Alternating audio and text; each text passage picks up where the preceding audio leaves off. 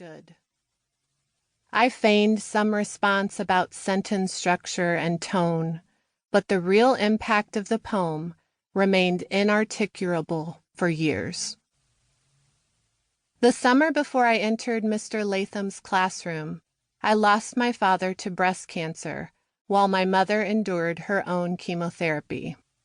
I was 14 at the time of my father's death, and I spent my summer days intentionally distracted, poring over pages of The Catcher in the Rye while at my father's bedside. My dad was a reader. As a child, we spent rainy afternoons bonding amid the stacks at Barnes & Noble. At his bedside, there were always biographies, heavy as bricks, and beside them piles of his own scrawled journals, letters to me and my mom that he wrote every night after his stage 4 diagnosis. Should teachers address students' social-emotional concerns? And if so, how? To what extent? Will those concerns take time and energy away from curricular content?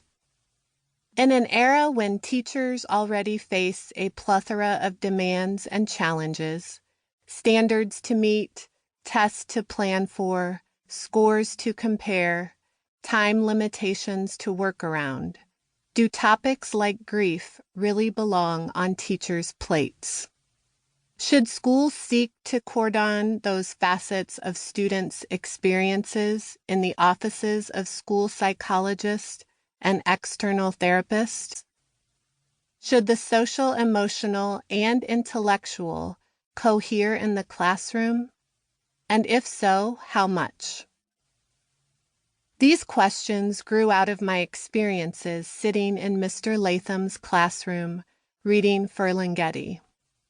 Or perhaps they grew out of an experience I had months earlier when I told my father that I loved him and set a bookmark amid Mr. Antolini's words in Salinger's text.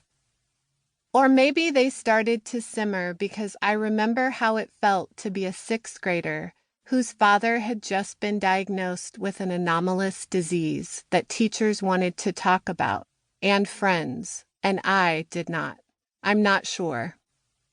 I do know, however, that my experiences as a student sparked a lifelong fascination with identity development, the ways in which the stories of lives, both fictional and real, shape and define our reality, provide catharsis, or provoke conversation.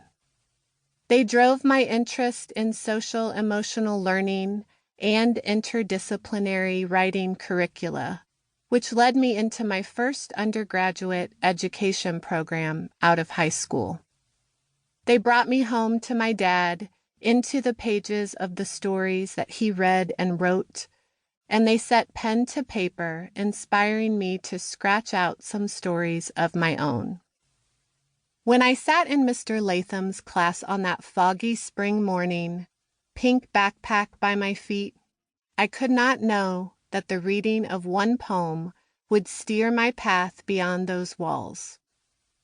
As I folded my photocopied poem hamburger style and tucked it into my 3-ring binder, the metal rings snapping shut their teeth, I could not know that I carried a center point of my future scholarship, my future career. Today, I look back at Ferlinghetti's words and hear Mr. Latham's in my mind, urging me to explain my reaction, to delve into the effect and affect of language. I remember him nudging me to take advanced placement English in the coming years, and how meaningful it was that someone believed in my abilities.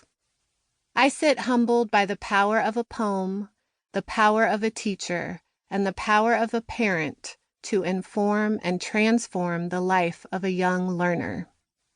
And I sit with the truth that the thread of mortality that was woven throughout my language arts education was, for me, not an inappropriately morose focus of my adolescent learning, as critics of quote, unquote, death education may suggest, but rather an invitation